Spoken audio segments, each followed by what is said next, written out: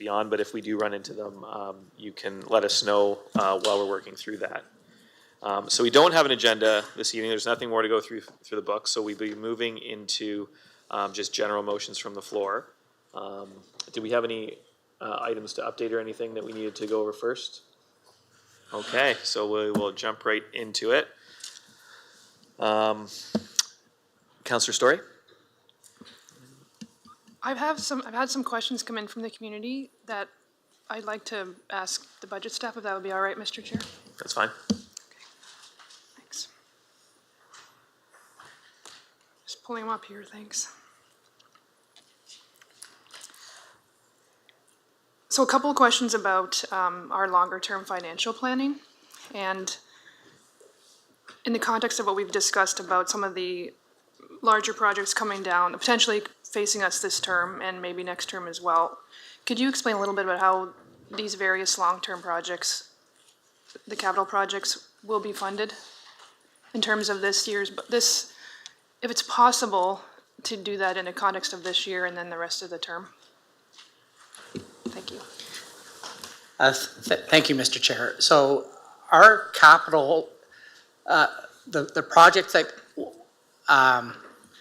sorry, I'll start again. Engineering always comes up with I'll call it the normal day-to-day engineer list of jobs that need, capital jobs that need to be done. So, and they'll work with all the divisions on their capital needs, whether it's a recreation facility or what. But that's more on the general replacing of what we have process, and that's detailed in the capital binder. We had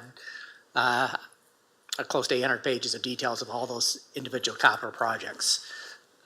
If you're talking about a new major facility or something new, that whether it be an affordable housing project or major construction projects, if that's what you're talking about, a $20-30 million project or something that we haven't yet planned for it and funded in the budget, it would be coming through probably we would want to debenture major projects and have to look at funding the annual payment on that debenture, either through that 1% that we're setting aside in this budget that we had phased in over 10 years to have available to pay debentures on major replacement buildings.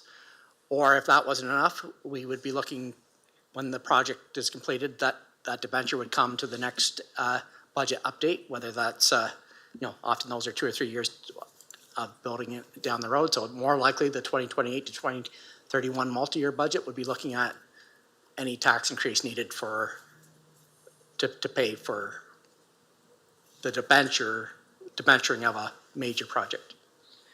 So that wouldn't necessarily be estimated or reported in this 4-year multi-year budgeting system? Oh, all that's in here are either projects that we know are failing and need to be replaced, such as a bridge that may be scheduled for 2027 or something like that.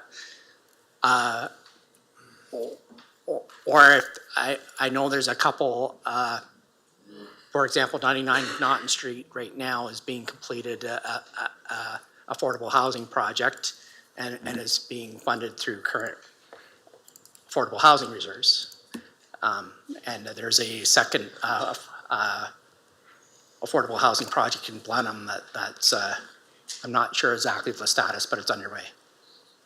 Okay, thanks. And when it comes to our reserves, I know there's been some discussion of our reserves. When and if there is a surplus, does that money go back into reserves to be sort of reused or, looked at again, if that happens to come up in that context? Yeah, we haven't had annual surpluses from 2020 to 2022 because of other emergencies going on and no surplus being available. But in 2023, for example, as the very quick rise in interest rates and gains on our investments, we are projecting a surplus. And we do, will come back at, when year end's completed with recommendations. With that particular surplus, we're so confident that there will be at least some surplus there that we've budgeted 3 million, and now it was adjusted by council to 3.4 million to come into this budget to lower taxes over the 4 years. But the rest will be, there'll be recommendations from administrations to either put in reserves or to fund other unfunded projects. And the largest one that's still on our books is the Bloomfield Industrial Park, where we still owe 6 million on that.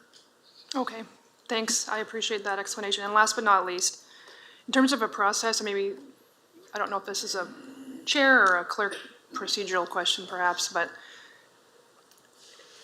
I know this is obviously a very challenging discussion and there's a lot of different viewpoints, and I know we're all really digging deep to figure out how to best serve our community on this, and we're all coming to this with really good intentions. So from a process piece,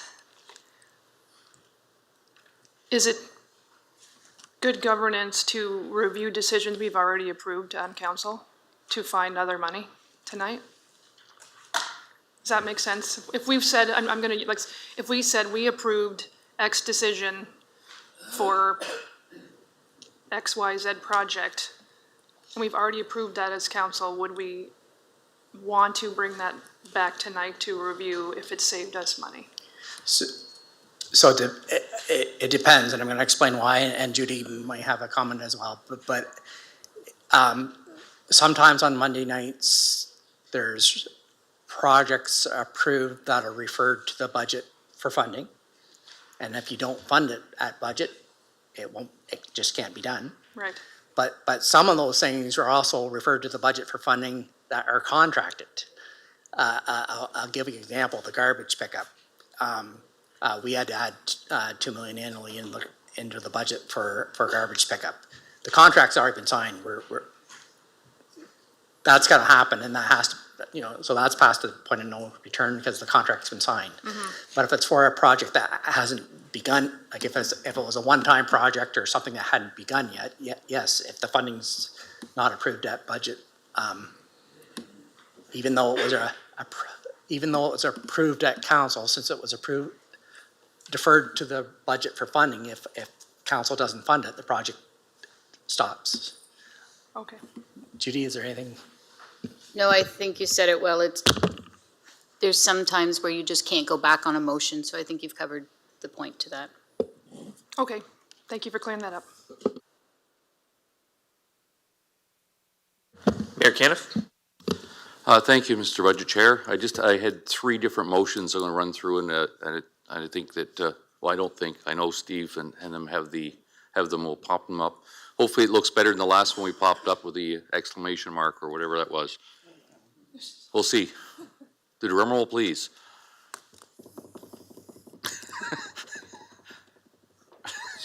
Keep going, keep going. Can't stop, won't stop. Feel the burn. Dun, dun, dun, dun, dun, dun, dun, dun.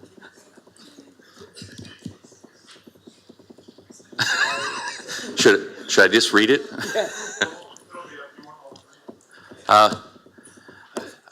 For dramatic effect, I think we should just do one at a time.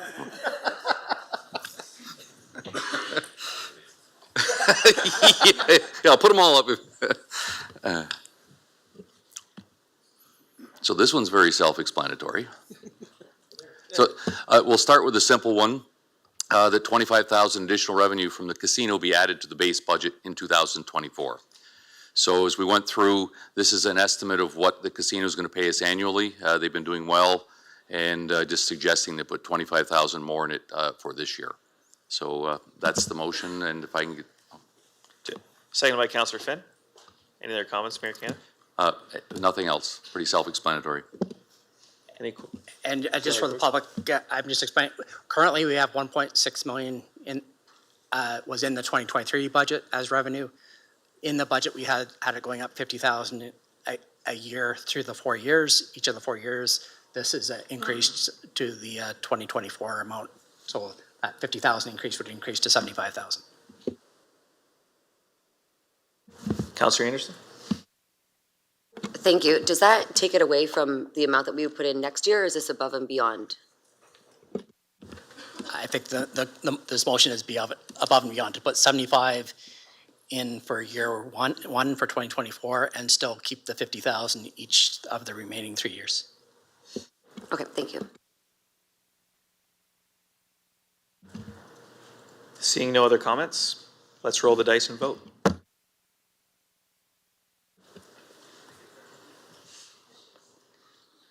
Councillor McGrail? Yes.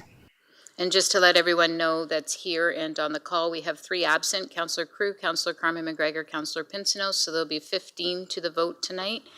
And this approves 14-1.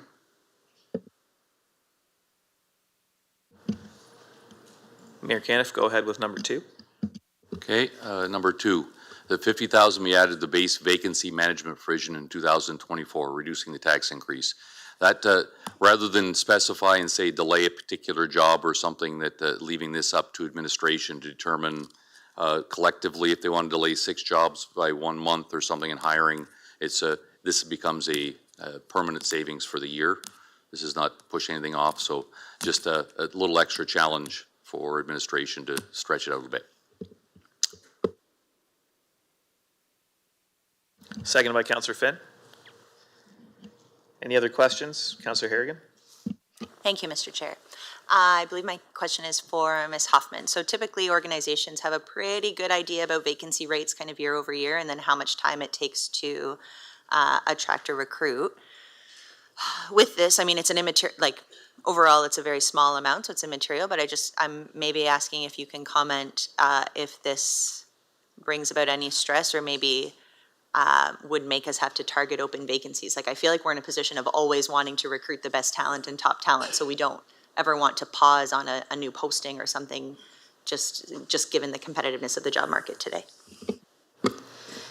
Thank you, Budget Chair. Thank you for the question, Councillor Harrigan.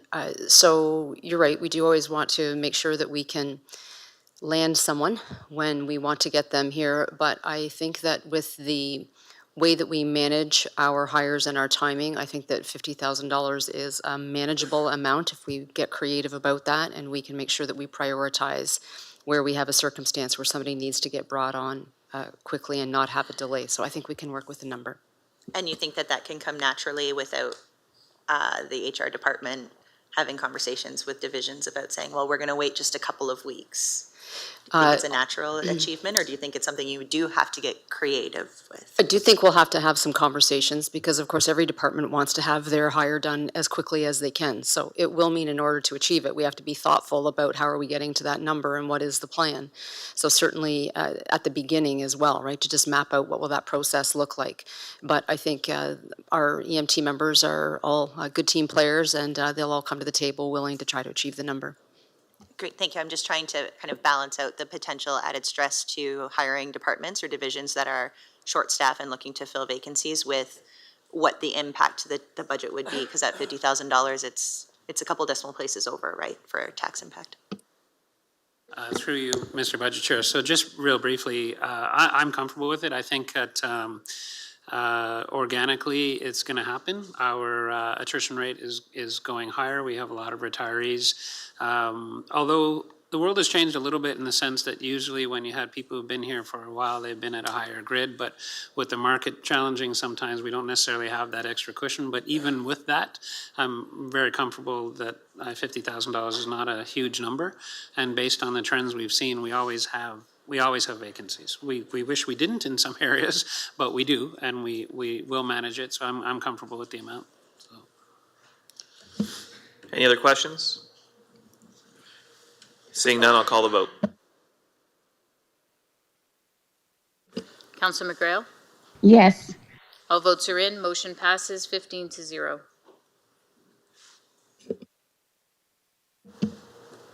Mayor Caniff, go ahead.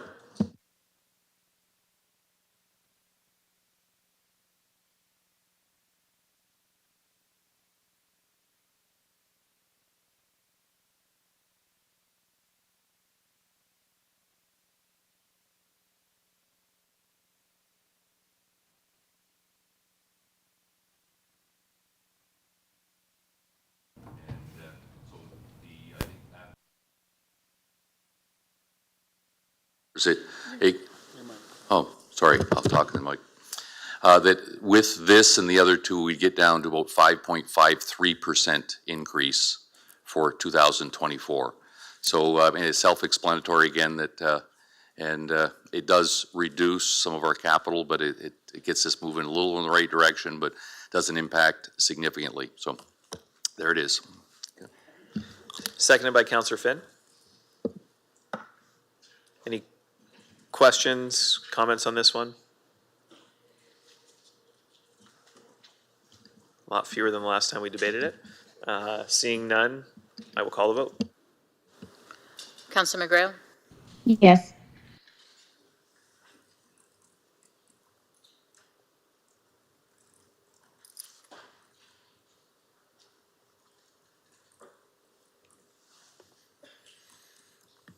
just, I think, waiting for one more. There we go. All votes are in. Motion passes 11-4. Thank you, Mr. Chair. I'm done. Counselor Doyle? Thank you, Mr. Chair. So I'm going to, Gord, you would help me out with a number a little bit earlier, but based on the ones that have changed now, I've got a number with regards to the first, or I had a number with regards to the first two. I just don't know what it would be with the third one that just got thrown in there. To get to zero, yeah.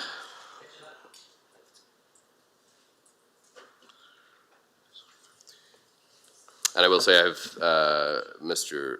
Budget Chair, I do have two motions to do.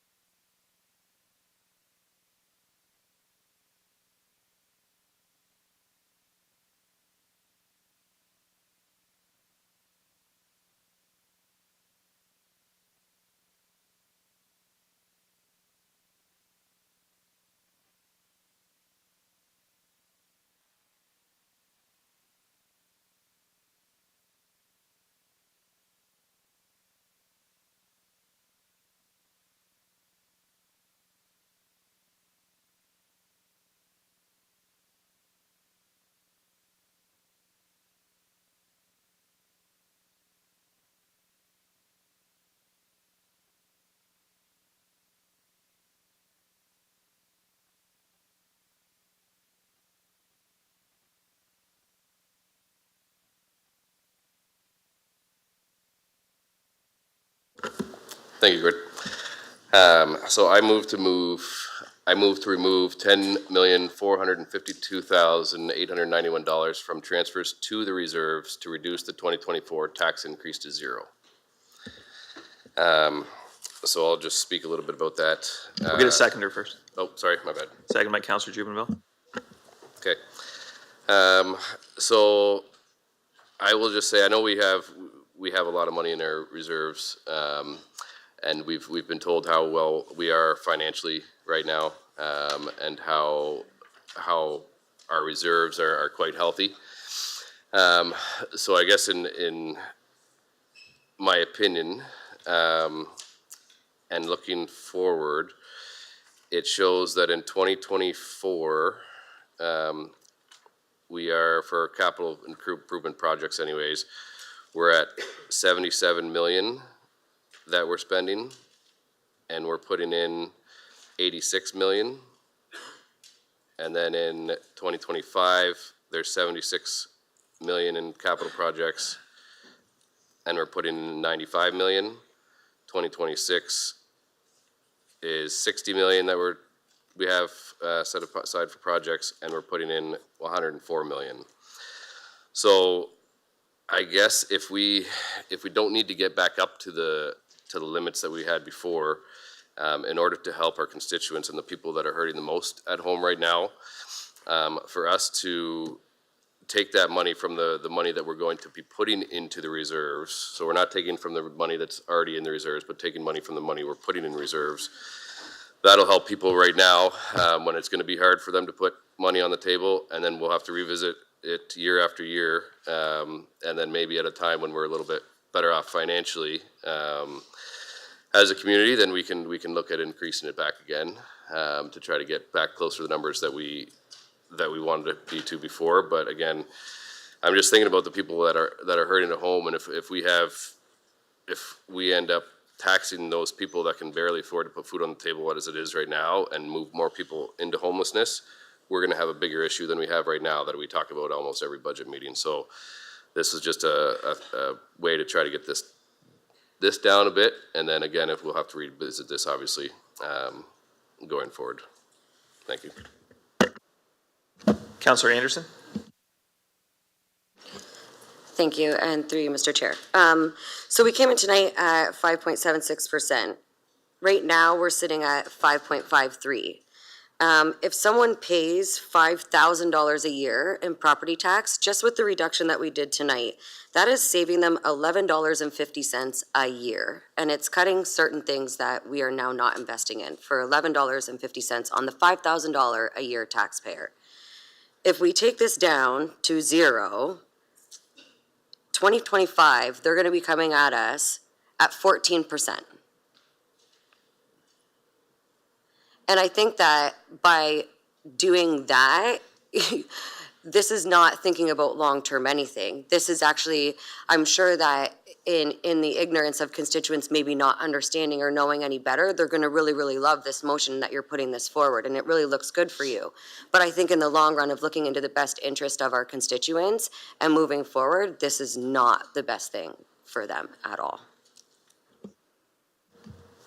Councillor Finn, followed by Councillor Bondi. Thank you, Budget Chair. Where are we pulling, or from which transfers are we pulling the 10 million from?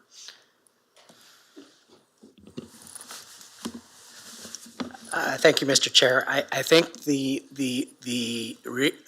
motion is general for it to be across the board, reductions and transfers to reserves. But where our 90+% of our transfers to reserves are infrastructure.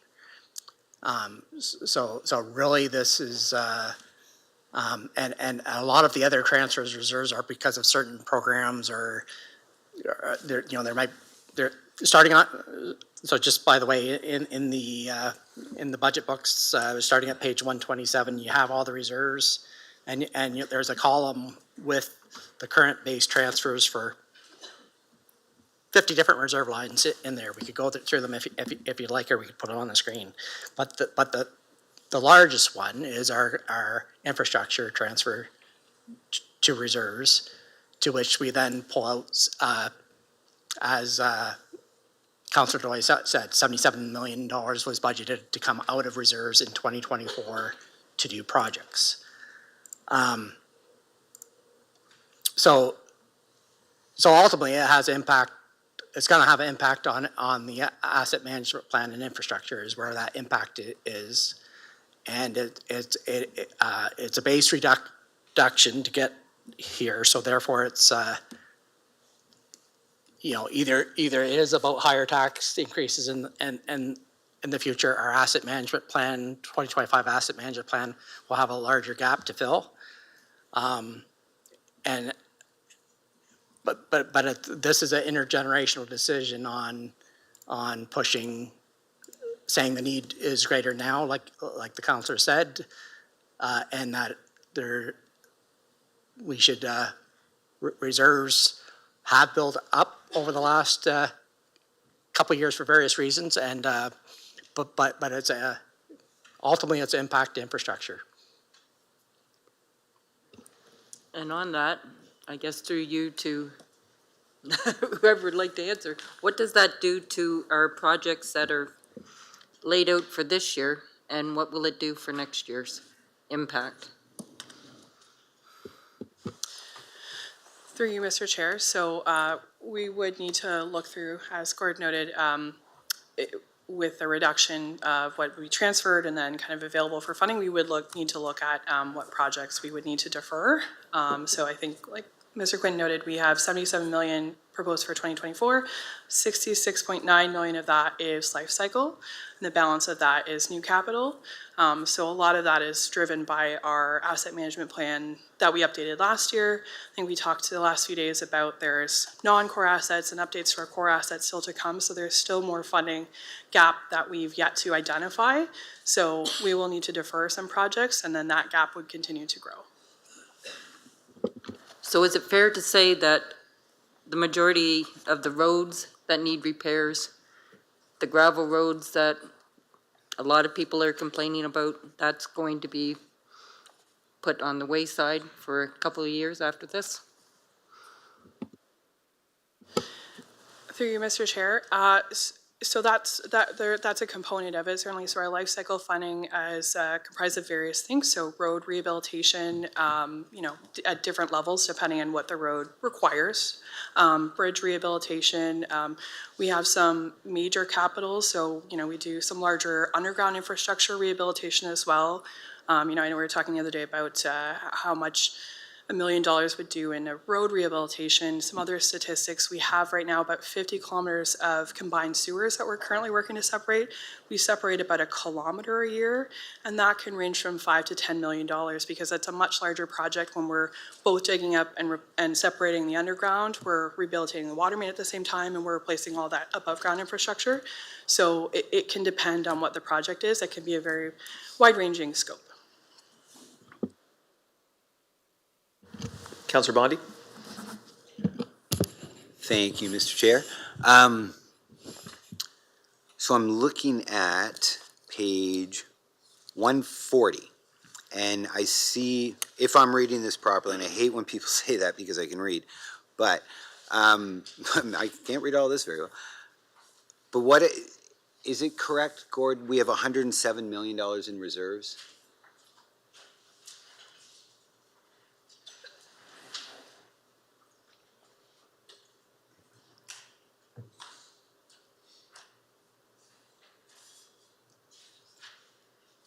Like forecasted available December 2023 balance?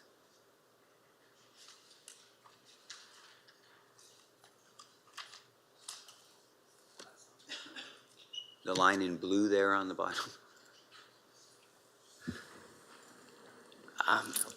That's the capital reserves currently total 107 million. I'm just looking for the total.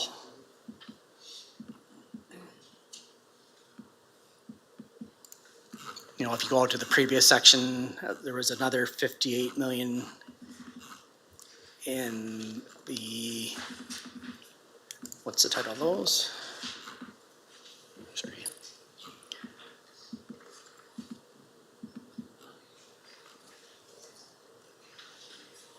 $58 million and other reserves, yeah.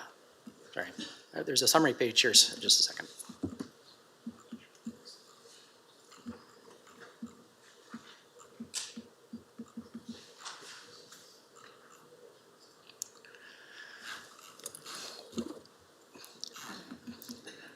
So overall, starting on page 120,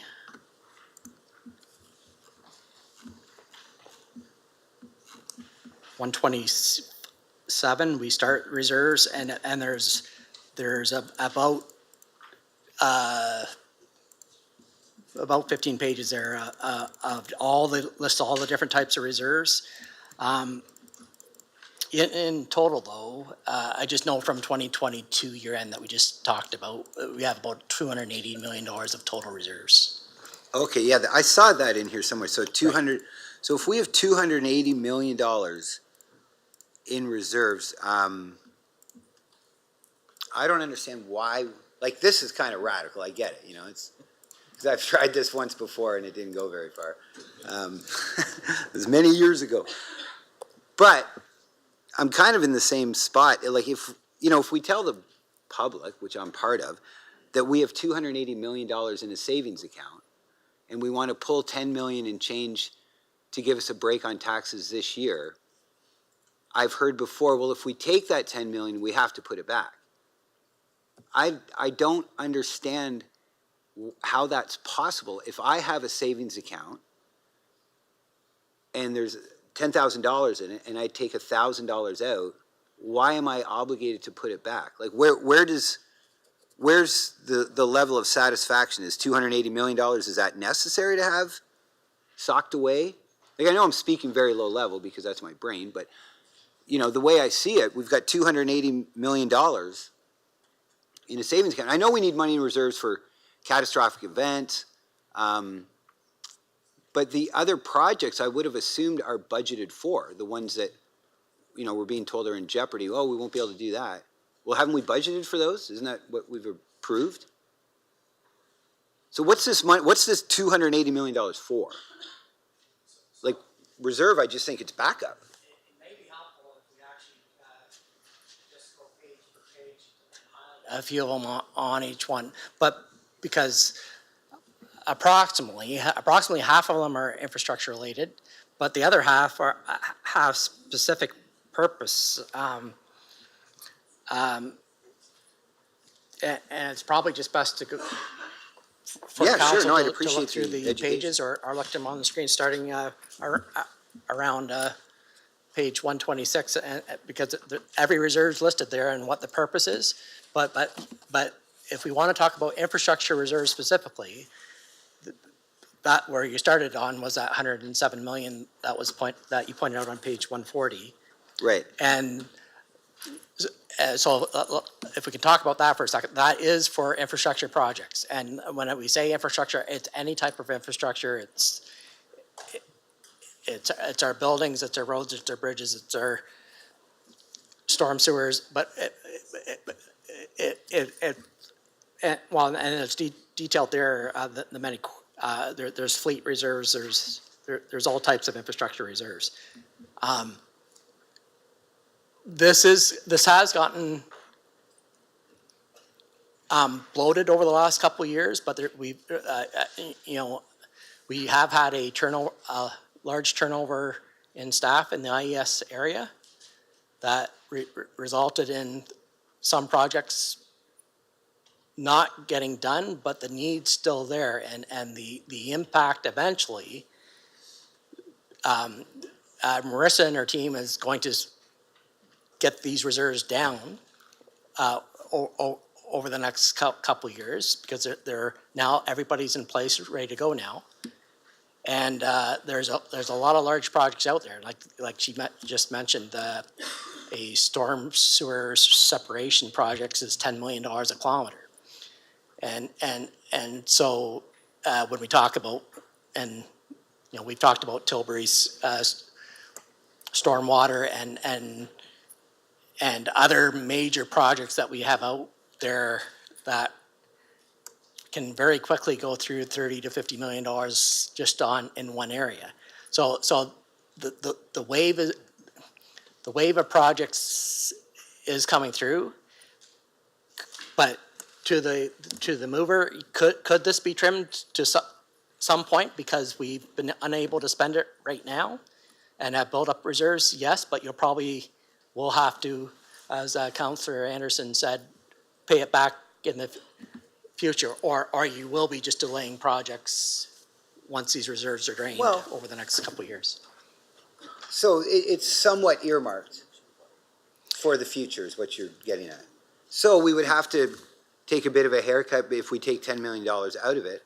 And that makes sense, like some projects would be delayed and deferred. I think that's what we should be clear, that it's not painless, nor should it be. No, it's not, yeah. Right, but I think that's the motion, is that, we're gonna feel a little pain to give the taxpayer a break this year. So just so that we, or for me anyway, understand that it's not painless and it's not free money. And I get that. So future projects may be delayed or in fact not completed, well, they're always delayed, I guess, right? $10 million is a lot of money, but like you say, when it comes to some of the, $10 million is 10 kilometers of roads, right? That's what we were told yesterday, about $1 million per kilometer. So, to kind of go with where Councillor Doyle's going, to give the community a 0% tax increase this year, we wouldn't pave 10 kilometers of roads. Now, that's a mean way to say it, and I know that, but it's reality. So there is pain, and are we willing to accept, a reduction in projects? I think is, just to boil it down for us that we get it, it's not free, we didn't find the money on the street, and we would delay things, and some things wouldn't get done. So if we went the $1 million per kilometer example, yes. But this is cutting the base funding, so you're cutting 10 kilometers this year and 100 kilometers over the next 10 years, unless you build it back. Okay, I don't understand that, why? Because you're cutting the base budget funding by $10 million, so this isn't a one-time cut. This is cutting $10 million out of the base, so you won't have it this year, so 10 kilometers less road in that example, but you won't have it next year unless you add it back. And in fact, with inflation cutting into it every year, the amount that you have remaining will do less kilometers of roads either, because you're not keeping up with inflation. So with that example, over a 10-year period, that'd be 100 kilometers of roads. Yeah. And $100 million. At the end of the world, but I don't understand if we're taking it out of base, isn't it a one-time withdrawal? No, this is a reduction of the base budget transfer to reserves by $10 million. Well, when we come up with things in the middle of the fiscal year, I don't know, we'll say like hospice comes and asks for $1 million 10 years ago or something. And we say, well, we'll take that out of reserves. And that was $1 million and it came out of reserves. This is in the middle of the year, wasn't budgeted for. But I didn't hear any of this conversation when we did that. Like that, well, then we're gonna have to pay it. We use reserves all the time. I just can't get my head around how we can't take out $10 million now, delay projects, feel some pain, I get it. And that's a council decision. Do you want to feel some pain and basically spend $10 million that we'll have to make up for eventually, right? You mentioned the hospice. Yeah. And Well, it's that's just an easy number, it's $1 million. That was a past project of 1.5 million, but a similar example is the reserve where we're gonna pay the hospital doesn't have enough money into it. It was gonna take the money, that was the other 0.1% of building up reserves. I've said that 95% of this is infrastructure, but the other 5% of reserves, that this could be, like we're building up a reserve so we have funds to pay the hospital over our 5-year commitment. Well, of course, the hospital would seem much more important to everybody, but my point is, it's not in the $280 million of reserves. It's not in here. It's only about $1 million is earmarked so far. The rest was coming in over the next about 6 years as transfers to reserves. Okay, but it could come out of infrastructure, because obviously the hospital's gonna pull on our emotional heartstrings, but. You could pay 5 less kilometers of roads and have your $5 million for the hospital. Well, it's a council decision. If we want to take some pain to give everybody 0%, right? Like, that's what it comes down to. So that's, I still don't totally get it, but I never will, so, but thank you.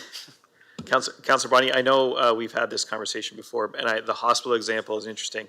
So I think the difference between this ask and an ask of the hospital asking for $1 million, they're asking for $1 million capital once. This ask would be like they were asking for $1 million a year in funding. So you're talking about ongoing base funding versus one-time funding. So even though we're saying this is $10 million from reserves, then you're causing a base budget deficiency of $10 million a year that continues on. So it's the difference between one-time money and ongoing money. Okay, I don't get that. Why? How is this? Oh, no, it's me. Don't worry, it's not you. How is this not one-time funding? Like, if, say, this present to the constituent of $10 million was for, I don't know, a really nice splash pad. Like what, you know, the money's the money. I don't understand how it's Yeah, different. so it would be, this would be akin to, so if you had a $100 a month electrical bill, and you budgeted yourself $100 a month to pay that electrical bill, and then your electrical bill was $110 a month, if you had an extra, you know, you had some savings, and you said, I'm gonna take $10 from my savings account to pay, to top up my budget, so that I can make the $110. Once your savings account is empty, your electrical bill is still $110, but you only have a budget of $100. So then you'd be out of savings, so you need to find a way to make $10 more a month to pay your electrical bill. So essentially, you're using a finite resource to try and pay an operating expense. Once the finite resource runs out, the operating expense is still there, so you got to find another way to pay it. Okay. I tried. I don't know. Obviously, math wasn't my strong suit. Okay, I still see it as a one-time hit, but anyway, I'm sure lots of people want to comment, so I'm done. Thank you. Okay, go ahead. Just a correction, I mentioned that there was $280 million of reserves based on 2022 year end. The budget group has just updated me that only 195 is uncommitted. So we've already committed to projects that are, whether they're in it, you know, this could be a bridge that's already began construction and being completed. There's already commitments on the books that gets us down to $195 million uncommitted. So I just want to make that correction.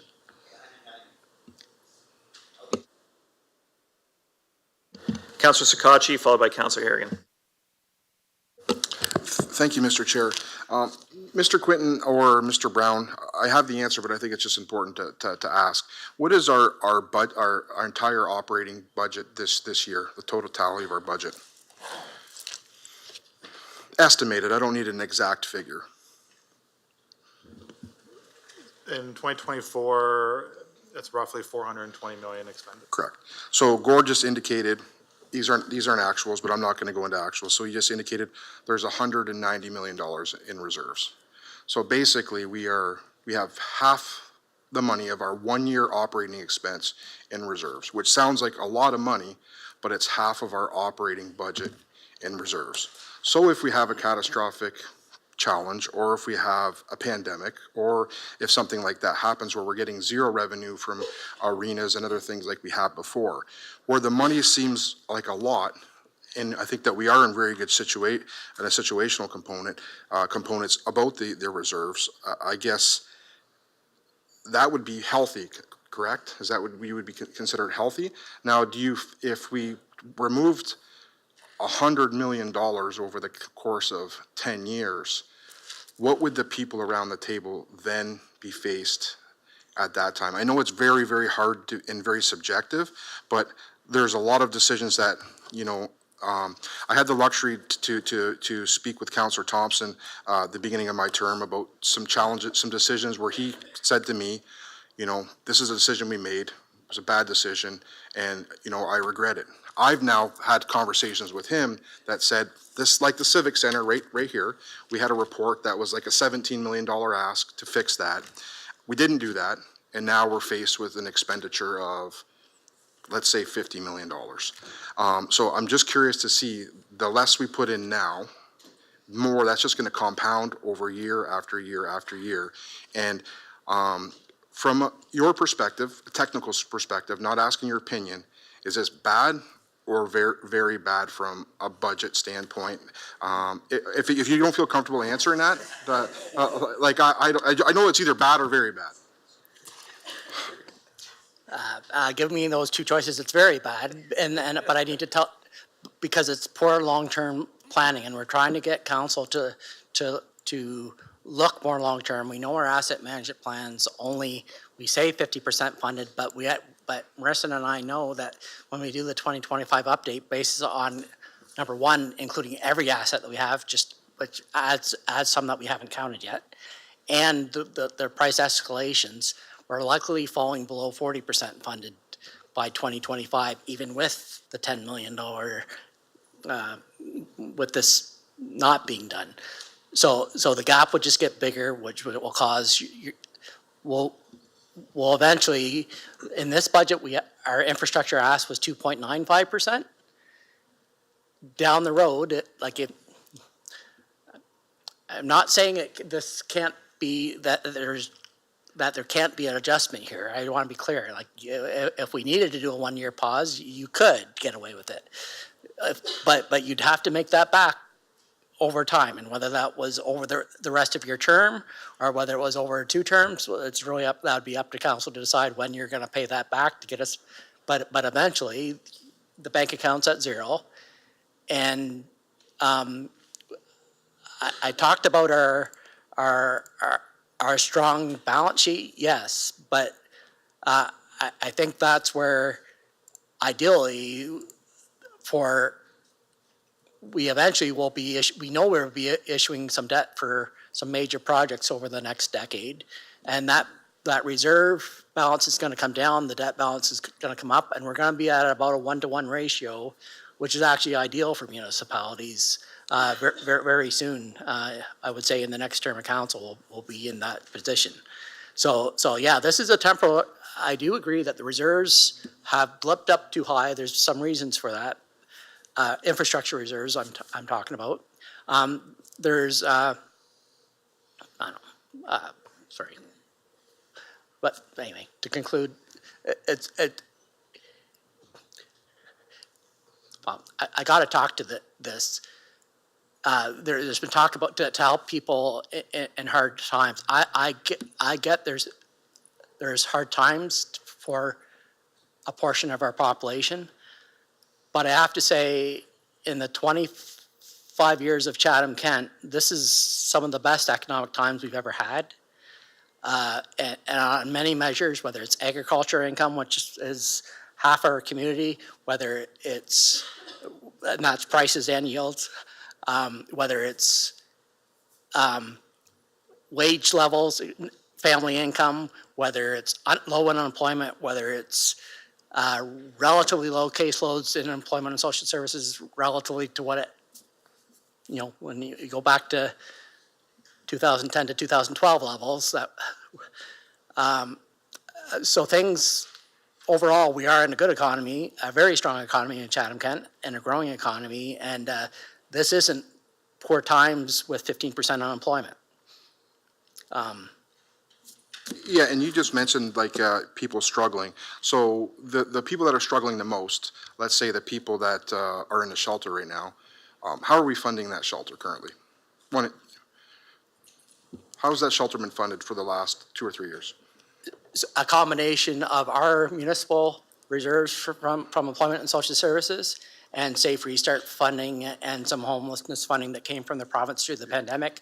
That's mainly so part of this, mainly is dried part up of now. the tax increase and why we're trying to restock some reserves is because we are helping some of the least. And, yeah, and for the most part, those aren't property taxpayers. Yeah, and then I guess I'm just going to close on a couple. I was aware of some potential of some motions for discussion tonight. Not that it was going to be something in the base. I guess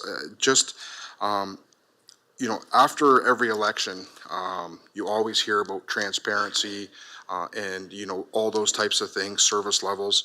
I just think if we were to cut $10 million out of base without going through an actual service level review or some type of, to me, this is an exercise that we do after budget saying, please consult with the public, find where you're okay with saving $10 million, find out what properties, what projects you're not going to do, look at what capital and life cycle ask we're not going to complete, find out what service, recreational amenities might alter, then we can come up with a number. To do that just right now on budget do you know what, I don't even know what projects he would come from. I have no ideas what projects he would impact. You probably don't even know what projects these would impact. It would just be an accounting thing, your best guess. And I just think that is a really bad way to make a decision. So I'm not going to ask you to comment any further, Gord. Like I said, I just know that in 3 years, there's probably going to be, it's going to be harder and not better. And this is a really big, this isn't like $1 million or $2 million. This is a huge, huge ask. So, and I will just comment because you mentioned transparency in the capital book that accompany us, part of the budget. It's available online to everyone. In the summary pages from page 24 to 46, list every single project of the $77 million in detail, sorry, that's the summary. And then you have 800 pages after that with the details that will go through every project and,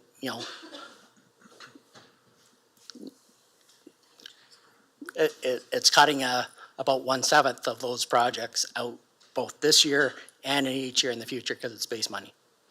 So motions that we were to just approved recently for like $2 million would then just be essentially not done. So one quick question, if this fails, can we go into the capital budget and reduce it by $2 million and find projects specifically to cut? It's council's budget to. Yep, that's all I just had to ask. Yep, because that unfortunately, it's going to get down to picking between each one of our wards, what projects will get done, and I just think that's a really bad way to do things. Councillor Harrigan. Thank you. I have some questions for our finance team around the implications of this, kind of building off of Councillor Sakachi's commentary, which I really appreciated. And then I do have some questions for IES, which is where the bulk of our reserve spending falls. So I will begin by saying that, we've tried to kind of have the conversation about borrowing from our contribution to reserves. And I think of our reserves actually like RESPs for my kids. In that, like, every month we've got to put a little bit away because we know there's this big bill called college and university coming, except in Chatham-Kent, we've got like 1,400 kids going to various different schools. So we have all of these different projects that we know are in the future. So if we do not save appropriately for those projects, they are going to hit us very hard, very quickly, and we'll have to decide, do we want to live in a crumbled, infrastructure-filled community, or do we have to make difficult, really hard decisions right now? So my first question, this has been brought up in the past about kind of borrowing or reducing contributions to reserves because we have healthy reserves in order to offset operating costs. But if we were to do this for the duration of the 4-year budget, how much would that ultimately cost our reserves? Thank you, Mr. Budget Chair. By 2027, we'd be pulling approximately 60,000 annually. If you were to add up all 60 million. If you were to add up all 4 years, by the time this multi-year budget was done, our reserves would pretty much be at zero. Right, because ultimately, if we're going to do it in year one, taxpayers are going to say to us next year, well, you did this last year, why don't you do this again this year? Why don't you do this again this year? And then all of a sudden, we're going to have zero savings to withdraw from. So it's really, it's a bit of a quick Band-Aid solution without thinking about where it is that we need to cut. My opinion is if we are going to look to get to zero in a budget, then it is our responsibility as council to make service level cuts, operational cuts. And if we cannot find them, then we need to turn around and explain to our constituents, yes, we're raising taxes, but here are the service levels that we have committed to. Here are the projects that you see in your backyards. And I know that it looks like our reserves are healthy, but we use reserves for two things. The first, in the same way that when I go to get a car loan or a house loan or whatever, people will say to me, what's your net worth? What kind of savings do you have? What kind of income do you have? And we use our reserves for something similar. I believe we have a debt to reserve ratio type of equation. Can you talk about that just a little bit, please? Well, like I said in the update on Monday this week when I was talking about debt, we happen to have paid down the debt on our tax base is currently down at $6 million and will fall to $3 million by the end of council's term. So we basically are almost there to be debt free. So. And we need reserves to balance out debt as we take on or think about taking on future debt. If we want to take on some big projects, that debt to reserve ratio will be evaluated for the municipality. Is that correct? Correct. And I identified on Monday the definite projects are on the PUC side that are in the later stages that they're borrowing approximately $140 million throughout the rest of the term, and then there are potentials for council on decisions that haven't been made yet. Right. And so ultimately, we have to think about yes, we have very healthy reserves. Arguably, right now, we have inflated, like higher reserves than what maybe we would typically have, but we also know that we have some really big projects coming down the pipes, one of which points to, you know, temporary shelters or homelessness and housing strategies that is not in this budget at all. And we know that if we're going to fix that problem, we are going to need many millions of dollars to do so. The second part about reserves is, even though it seems like this money is just sitting here, you know, adding zeros or adding interest into our bank accounts, we actually are using these for a number of projects. We put something into a reserve because we're earmarking it for some of the big projects that are happening. In Ward 1 alone, the Talbot Trail erosion, the Tilbury Storm Master projects, like these are millions and millions. In Tilbury's stormwater case, it's hundreds of millions. It's not just a couple of millions, right? Tilbury Stormwater can eat all of our reserves up in one community with one issue. So it's not like we have all of this money and nothing to spend it on. And then also, I think as a rural community, many farmers that I speak with and constituents will say, please invest in our rural infrastructure. So the questions I have now are directed more towards IES, and that's just around kind of some quick numbers. So like, how many bridges and culverts do we have in Chatham-Kent, Marissa? Through you, Mr. Chair. So we have approximately 850 structures that are over a 3-meter span and approximately 16,000 minor culverts. Just looking back at our 2022 asset management plan, that was a valuation of about $1.2 billion of our $6 billion in assets.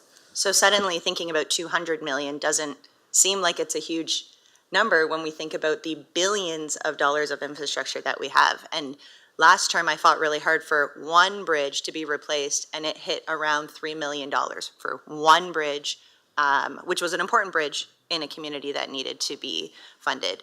So when we are thinking about reducing the amount that we're putting into reserves, we are basically saying that we are taking away that service level from our residents. And some people might say, yes, we'll do anything we want to get to zero. But what I would just like to say and comment is that's bad practice. That's a Band-Aid solution to a chronic problem that we have. What we as council need to do is have harder conversations and more detailed conversations around service levels if we want to get to zero. I, for one, know that if I were to survey many residents in, I'll pick Tilbury, which is my hometown, and say, would you like a zero-based budget or would you like our stormwater plan to be fixed sooner? They will choose stormwater every single time.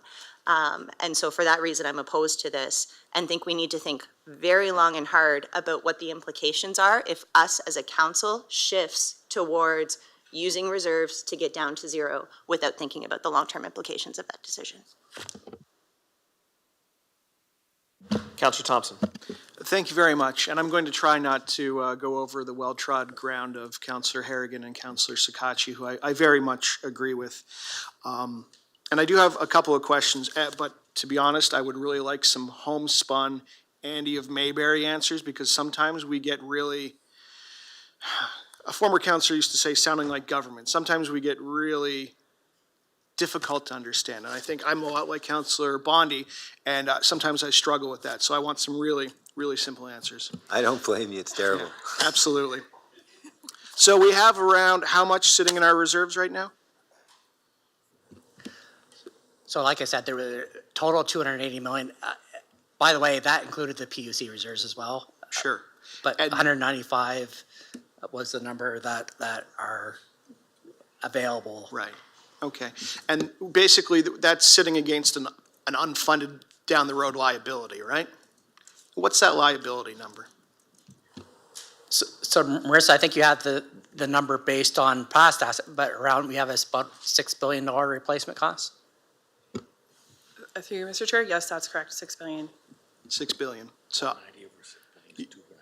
2.5%. Thank you, Mr. Mayor. 2.5%. I was going to say I was going to buy a $6 billion car, but I've only got $280 million sitting against it right now. So while it does make sense that we've got all this money, and I know because I just bought a Tacoma, and I've been saving for this Tacoma dream truck for a long, long time, and I was getting to around $12,000 or $13,000. I'm like, this is nice. I got $12,000 or $13,000. I can pull from this to do something else I want to do, except I can't, because I have an unfunded liability down the road. So if I do pull from it $1,000, I've got to get that $1,000 back in there, or I have to borrow some more, right? Correct. So that's why we talk about having to put the money back in, right?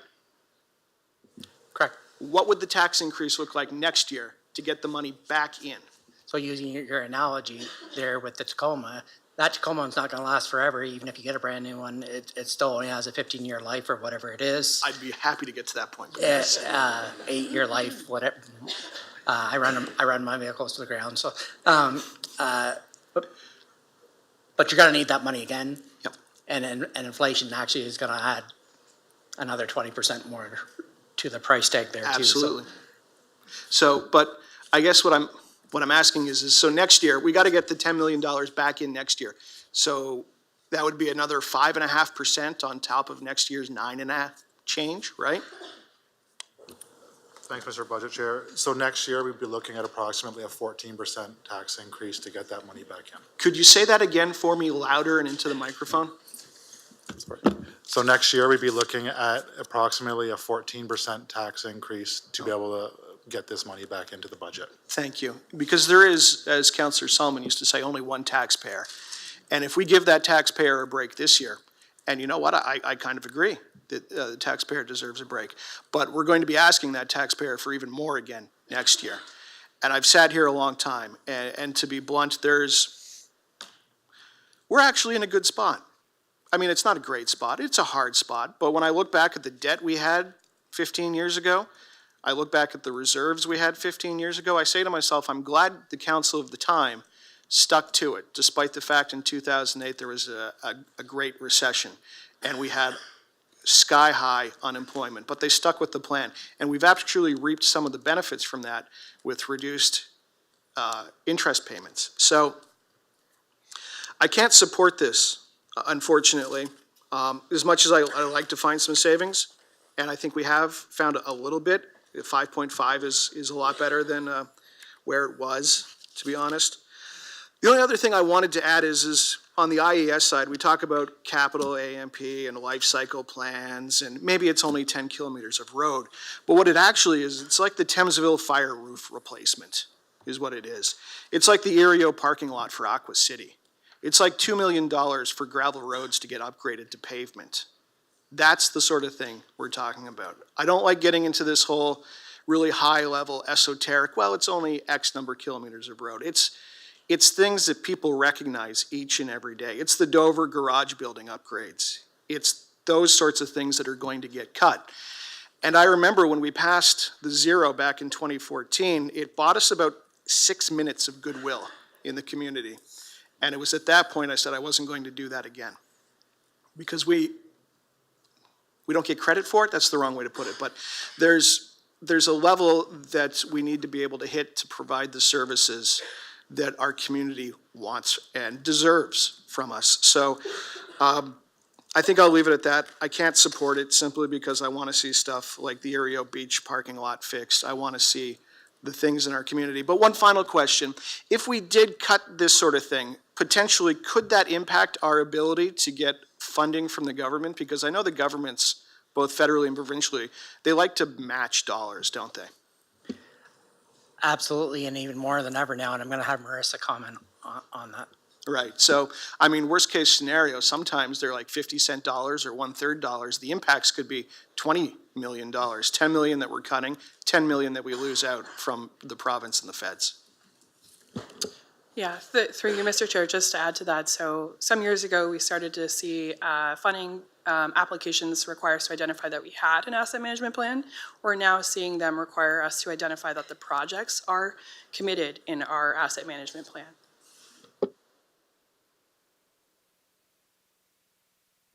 So, well, you know, I complain a lot about that we're not receiving enough from the federal government with the $6 million Canada Community Building Fund or the $10 million that we get from the province annually. Those are annual, those are base dollars as well coming in every year. There is a chance that that goes at risk and that we would, any one-time applications for any other type of grant would not be available. Councillor McGrail, followed by Councillor Story, followed by Mayor Caniff. Thank you, through the chair.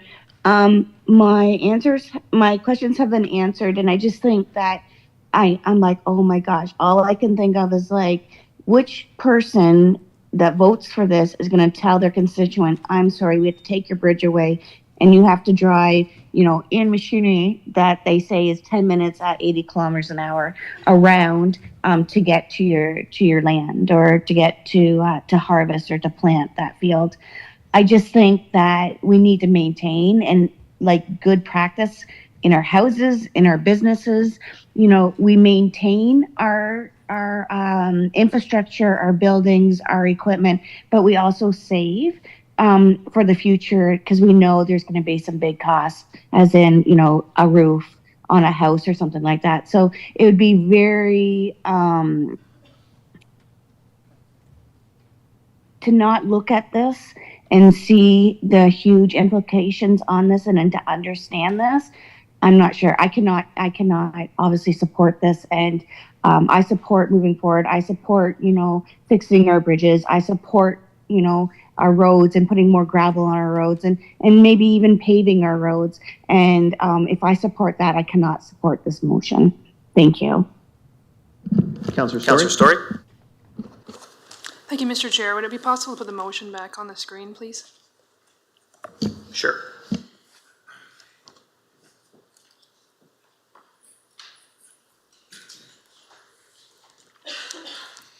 Mr. Quinton, is there any percentage or amount within that number that you would feel comfortable with?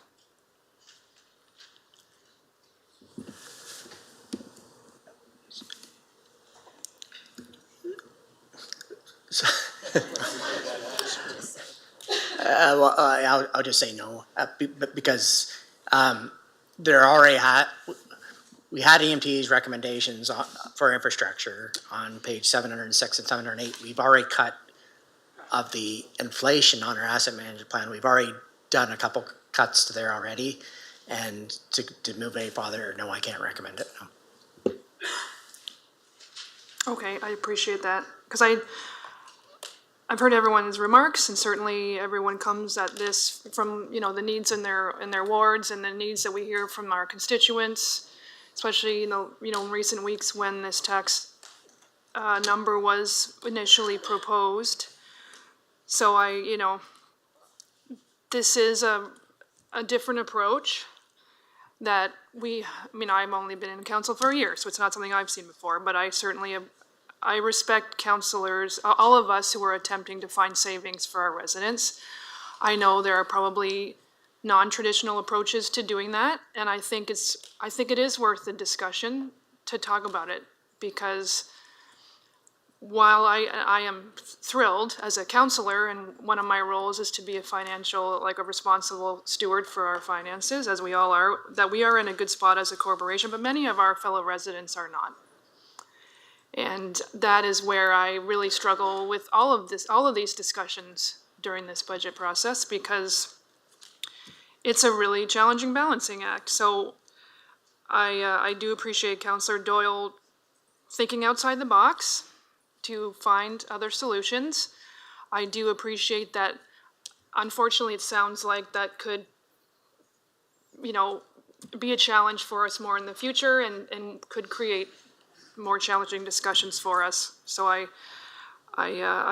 it's a challenge for me to support this at this time, but I thank you for bringing it up. And I would also, I do look forward to recalling this conversation on the use of reserves and these are the hundreds of millions of dollars, for example, that we need to stop flooding in Tilbury with the stormwater management upgrades, to have safe water in West Kent and Wallaceburg, because I know we're talking about our refurbishing and renovating or replacing our water treatment plants. And among other things, we have a lot of on the list, and we remember this conversation about using reserves for debentures and projects that are critical infrastructure needs versus those that are not. So I look forward to revisiting this discussion when these topics come back to the council table. Thank you. Any other questions before we go back to Councillor Doyle? Councillor Wright? Thank you, Mr. Chair. Through Gord there, we always put a little extra in reserves every year, but it seems like every year we have something that comes up that we need extra money. by putting the extra in, we can fix stuff. We always have little disasters, things that break, and every year we're able to pull it out of our reserves. That was like having an extra bank account, it's already been said. Go ahead. Yeah, you're absolutely correct. The Wheatley emergency itself is a good example where we're, unfortunately, we've had to go through, upwards of $20 million over the last couple of years.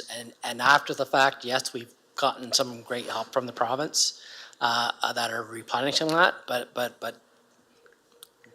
part of these reserves are for emergency issues that come up.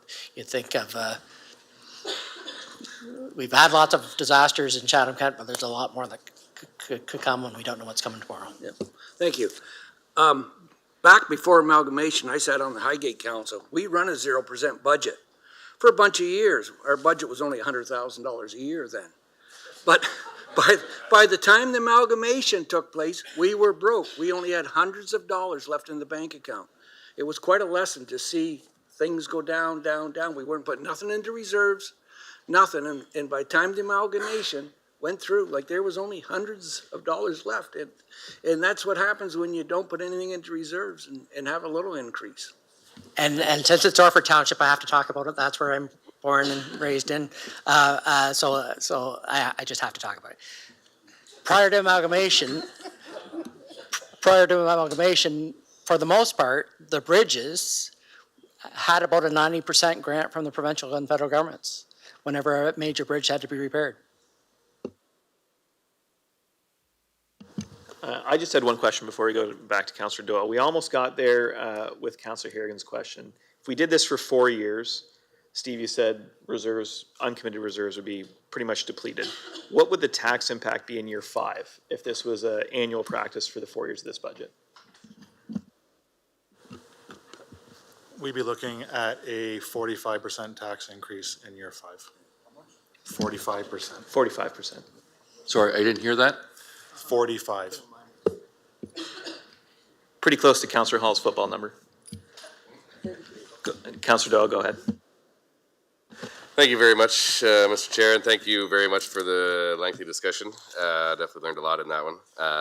So for me, I guess the reason for this was we would just always have, well, recently since I've been on, we've been told that our reserves are very healthy, and we're in a very good spot financially. So my thought was just if we're in a very good spot financially, we can help out the citizens who are not in a very good spot financially doing something like this. And again, with regards to the infrastructure, like with what Mr. Councillor Bondi said the other night, how infrastructure is basically a black hole. It's like going in your home. There's always stuff to do, and you can constantly find things to spend money on. So again, if we're in hard times, to potentially put a couple things off, that was kind of my thought to help people out. And then as well, when we've got a lot of the money from the CIP program coming in within the next 10 years, that would help our taxes out at that point. And with the increased population, that would also help our taxes out. So I was thinking it would be a little bit of a pain, but I think my thought, anyways, at the time was then we would get closer to that and it wouldn't be as bad. So thank you very much for the discussion. I do have another motion after this one as well. With that, I'll call the vote. Councillor Doyle? Oh, sorry, not Councillor Doyle, Councillor McGrail? No.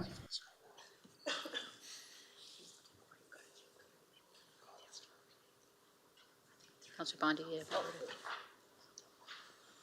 Thank you. All votes are in. Motion fails 3-12. Councillor Doyle, go ahead. I didn't see that coming. Okay, so my next motion, similar to the one I did the other night, I move that we have a base budget increase for the asset management plan at 1.25% of tax reserves in 2024. So my motion the other night was to bring it from 1.5 down to 1. So this one would bring it from 1.5 down to 1.25. We'll get that up in a moment. If you want to make some initial comments, though, while we're waiting, that's fine. maybe I'll get a seconder first, sorry. Councillor Jubenville. Thank you, Mr. Chair. Again, this is just to try to, this isn't gonna hurt us near as bad, as the last motion. So I think this would be a short-term savings to help some people out at home when they're struggling. So that's where this has come from. Mayor Caniff? Sorry, could I just get a value on that? So, like, as far as what Councillor Anderson was talking about, that if we made this cut, how much would it save the person that's paying $5,000 property tax? We'll get that. Thank you.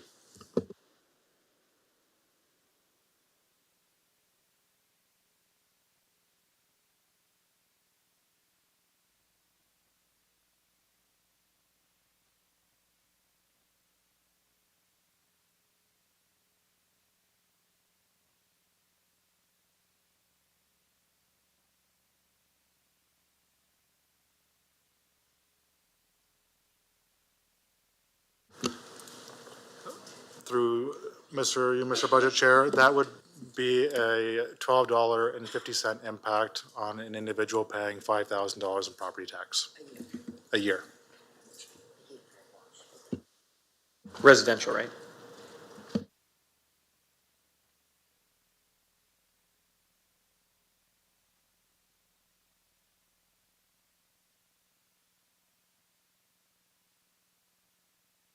Sorry, continue, yeah. And sorry, what would this bring our tax increase for 2024 down to as well?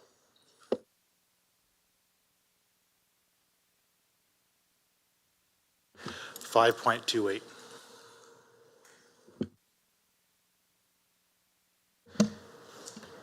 Councillor Harrigan? Sorry, just 5.28 from, it's currently sitting at? It's currently sitting at 5.53. If I may, do I still have the floor? Yeah. Yeah, go ahead. So I, again, think this is really an ideological conversation for council. I think it's really, I made a comment earlier that budget meetings with no agendas often result in cuts to infrastructure and asset management, because that's where the most zeros are, right? And that's where you might say like, oh, we'll just shave a little bit off here to try to find some tax benefit. But the question is as a council, are we committed to increasing the amount that we're putting towards our asset management plan? We know there is a huge gap. Are we committed to investing in infrastructure? And what is that commitment level? We've already had a couple of conversations about reducing this, and my fear is that like we can keep shaving little bits off of it forever, but we're never going to buy the Tacoma for Councillor Thompson if that's the case. So I think it's ideological, and I would encourage councillors to really vote thinking about what is your approach to the asset management plan, and think about the asset management plan. That's all. Councillor Story?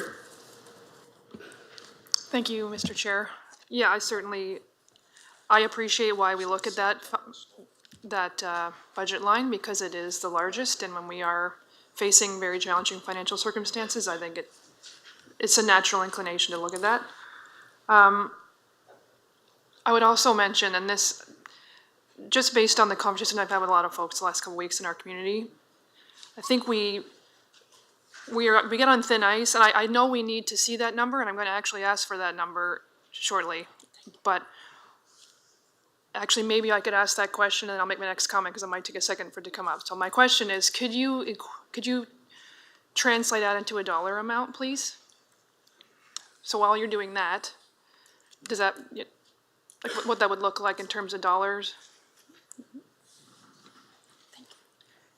So while you're looking that up, my comment is a little more general, but I feel like we're getting into, I'm not sure, just territory I get a little uncomfortable with, when we dismiss the dollar amounts as too small. Because saving $12 a month actually could mean a lot to some people, and I get a little uncomfortable when I know we need to see it. Sorry, I know, and I'm just using that as an example, but any amount could mean a lot more to certain people in our community who are struggling. So I don't want to dismiss certain amounts as too low, just in more of an approach to how we contextualize the amount. I think we do need to know the amounts because it's important to hear that, but I also worry about the tone we're putting on how we judge what's too much and too little, because we don't know how everyone's facing that budget increase in their own homes. So maybe that's my own personal soapbox. Thank you. Thank you, Mr. Budget Chair. So to answer the question, it's about $473,000 cut to the asset management plan. That's what that does in dollars. And when you're looking at the average house, I know we just talked about a $5,000 tax bill, but just to clarify, the average house in Chatham-Kent, that would be about an $8 increase. I just want to clarify that for everyone. $8 a year. Councillor Bondi? Thank you, Mr. Chair. Councillor Story, I agree, we shouldn't, like, years ago when these things were cool, we say, well, it's a case of beer and a large pizza, you know, and then, oh, well, that's no big deal for a tax increase. But I think what we have to keep in mind, and you do keep in mind, I know everybody's on the ball here, my point is that our taxes are very high. They are in Chatham-Kent. Talk to anybody that you know in a different community, and the mill rate here is very high. And I know we've got the roads and the bridges, and we want to do these certain things, lots of different things for lots of different areas. But that being said, the taxes are very, very high here, to the point that people don't buy homes here. They think, wow, what a good deal. Well, it used to be a really good deal.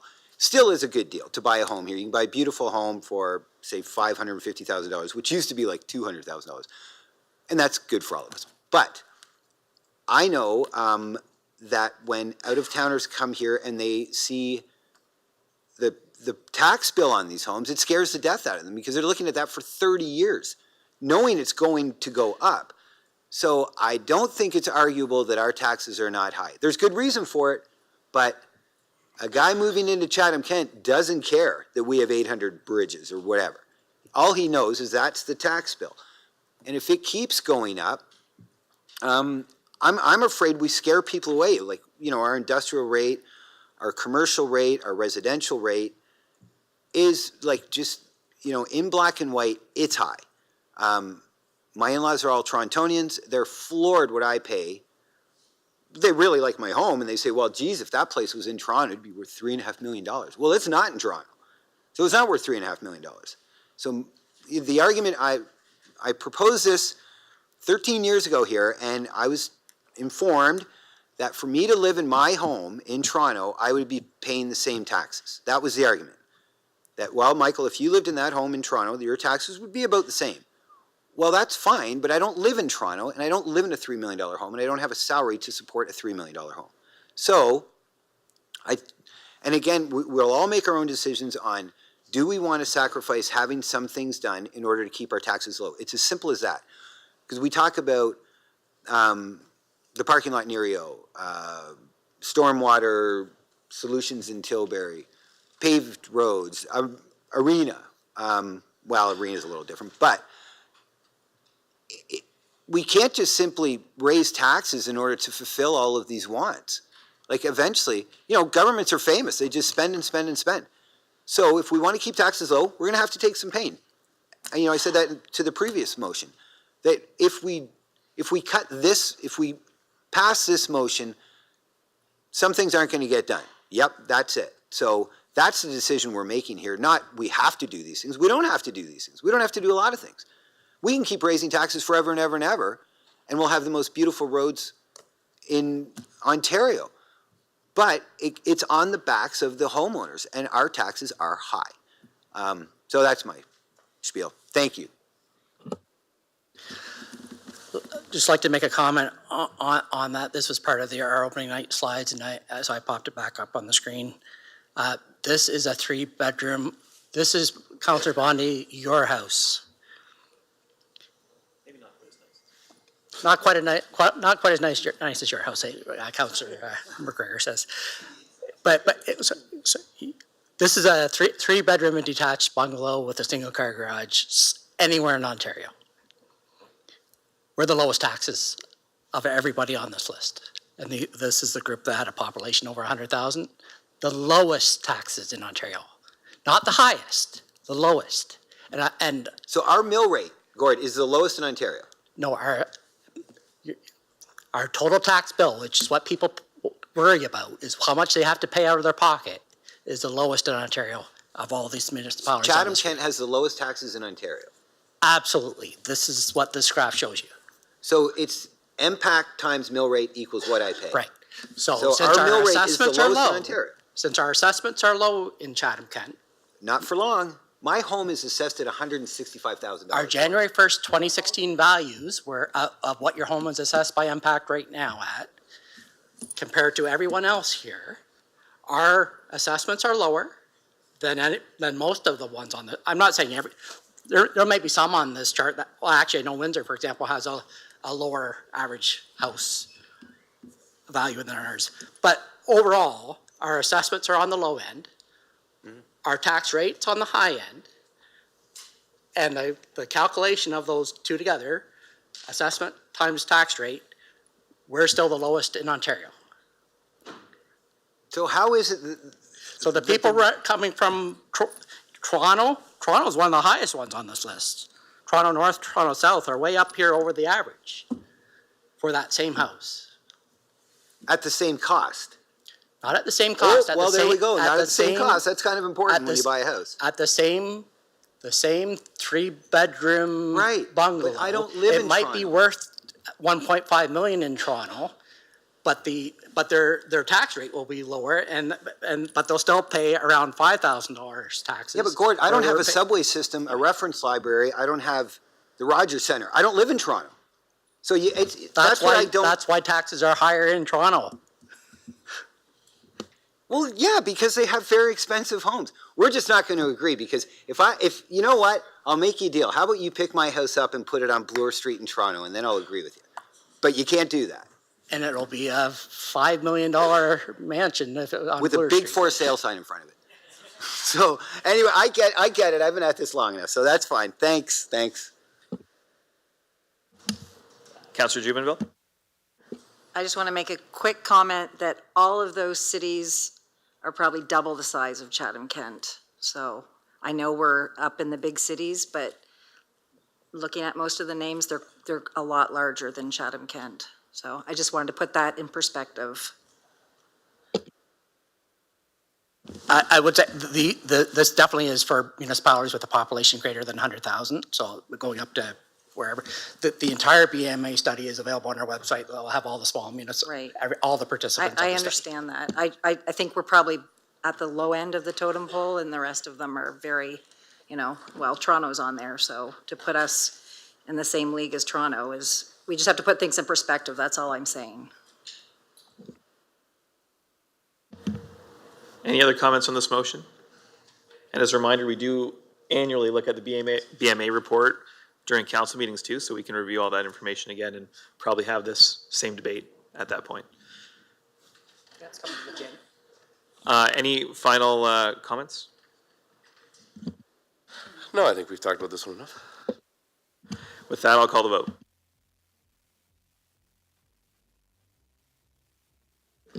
Councillor McGrail? No. All votes are in. Motion fails 4-11. Councillor Story? A lot of this discussion has been, well, all of it's been enlightening. I wanted to ask Gord a question, maybe a higher level question about our general approach, and it came up in the last budget year. And I was wondering about how we're approaching taxes in general. And I'm not to get into some hour-long discussion, but when we look at where taxes are applied in the pie, and I think, if I remember correctly, that we're talking about tax policy in March, is that correct?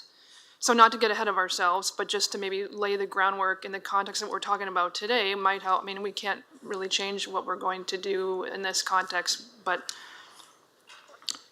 if there was a reduction in residential taxes that may be shifted to another tax class, would that perhaps provide a different assessment, maybe assessment's not the right word, because that is a legal definition, but how residential taxpayers would be affected by that. So just before we answer that question, that is a tax policy and tax ratio discussion, which we do have outside of budget deliberations. Oh, okay. I'll let Gord answer it briefly. Thank you for the leeway. I Yeah, didn't yeah, realize we had briefly, that. we've done shifts, industrial taxes as an example of something on purpose after the major recession in 2008. We reduced industrial taxes that shifted onto residential, but there's all types of options that will be discussed in March, and there could be a shift away from residential to other classes. Okay, thank you for the consideration.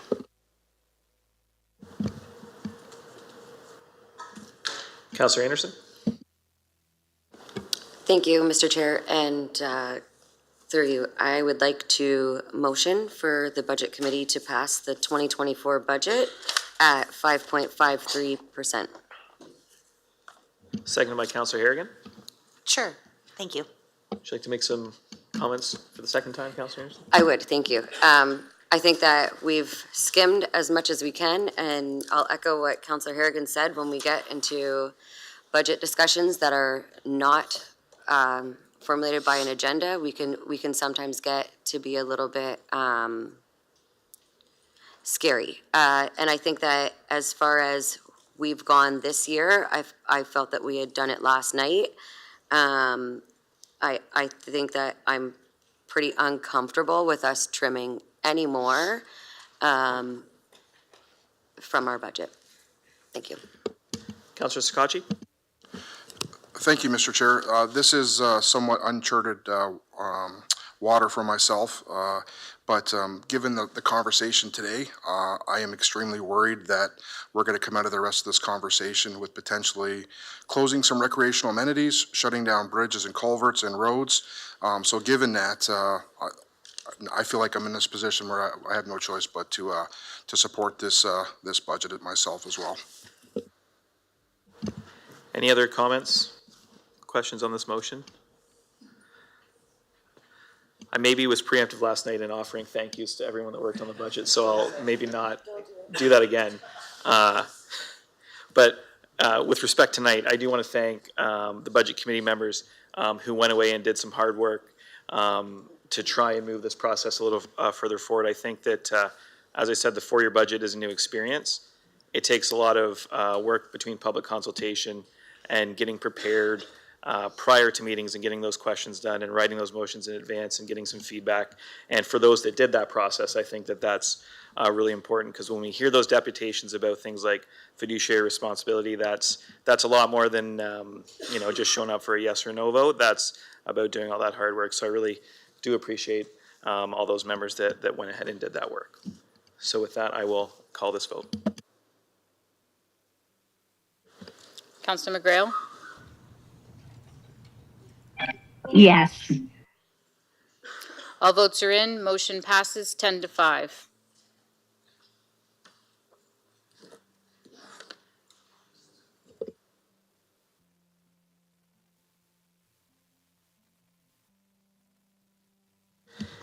And then I believe we need a motion to adjourn the Budget Committee and move to open council. So that's moved by Councillor Finn, seconded by Councillor Story. I assume I don't need a recorded vote for that? No. All those in favor? Opposed, if any? Seeing none. And just as the mayor has taken a seat, I just wanted to myself thank the budget team for all the tremendous amount of work they've had to do for a multi-year budget, and I'm proud of every one of them, and I just wanted to thank them.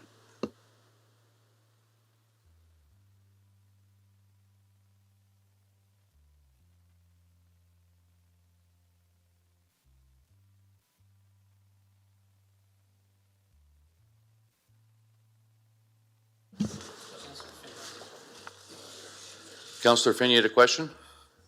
Thank you, Worship. Just so the people watching, what does the 5.53% equal out to in dollars on an average home? Thank you. Just a couple of things before I put this motion forward. I want to echo everyone for the work we did collectively. The team that put it together, everybody sat through here, all the discussion. I think we all come out of here understanding things a little better as far as the numbers. And it is certainly a very tough decision. You're balancing the future versus the present. You're balancing the future of our community, and infrastructure being the key to it. So I appreciate everybody's time on that. Also, just note that the Police Service Board did pass that motion, so we don't have to put anything subject to on that 500,000 that reducing our taxes. So with that, I'd like to, and I would also like to thank Councillor Brock McGregor for all the work he's put into it. He's done a lot of work behind the scenes and to help get us through these few days, but he's done a lot more work behind the scenes, so thank you so much for everything you've done.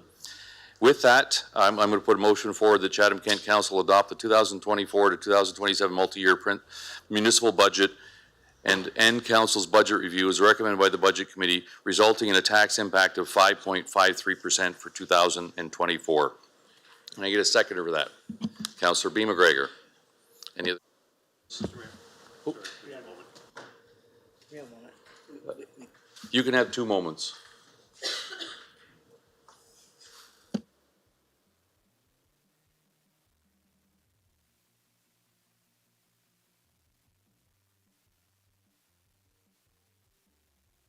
Yeah, we're just making sure that the wording I just put out is the correct wording.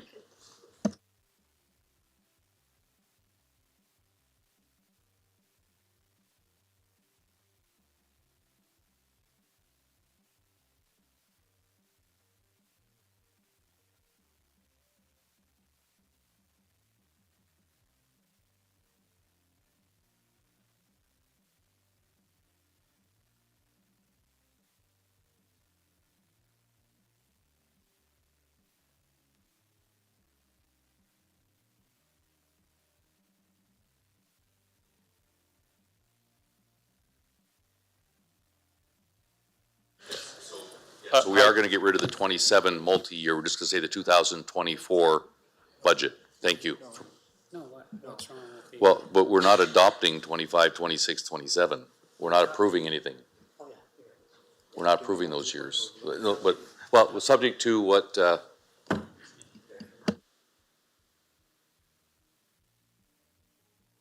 Thank you, Mr. Mayor. I just wanted to provide a bit of context for council. This is just tweak to the wording we need to address here. You'll remember at the very beginning of the slide presentation, Gord described how with strong mayor powers, there's just some slight differences in how the budget is approved. And technically what happens now is council doesn't actually approve the budget. They just end their review of the budget, which then moves into the time period where the mayor can choose to veto things or not veto things. And if he doesn't veto anything, it finalizes the budget. We just need to address that wording, just a slight change. as a note, there'll be no vetoes. Just kill the suspense there for a second.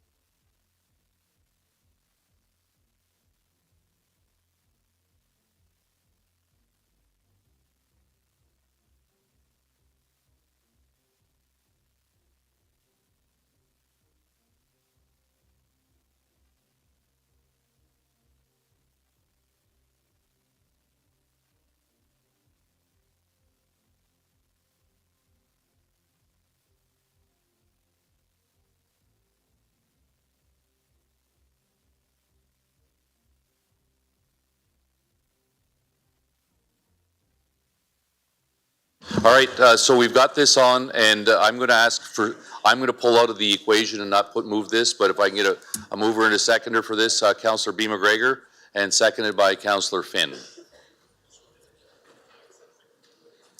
Is there any questions related to this? Sir. Mayor Caniff. Yes, Lauren Councillor. asked me to stall you until she got back from the washroom. Thank you.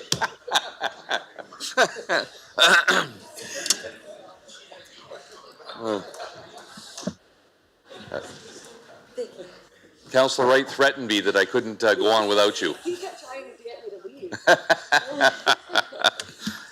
All right, so any questions regarding this? Seeing none, we'll put it to vote. Councillor McGrail? Yes. All votes are in. Motion passes 10-5.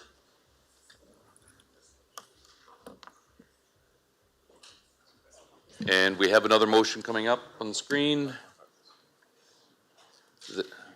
The Life Cycle Senior Services IT Reserve be created for the establishment of life cycle funds for information technology for senior services as recommended by the Budget Committee. Councillor B. McGregor and seconded by Councillor Thompson. Any questions? Seeing none, we'll put it to vote. Councillor McGrail? Yes.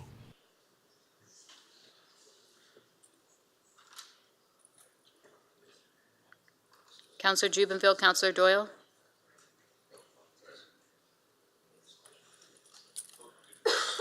All votes are in. Motion passes 15-0.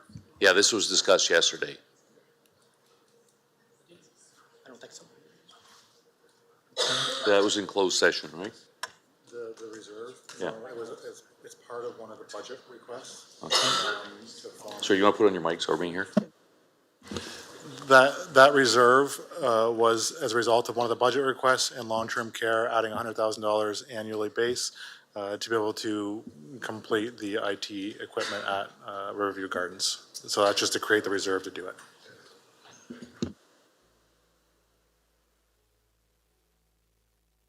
Okay, I think the last thing is adjournment.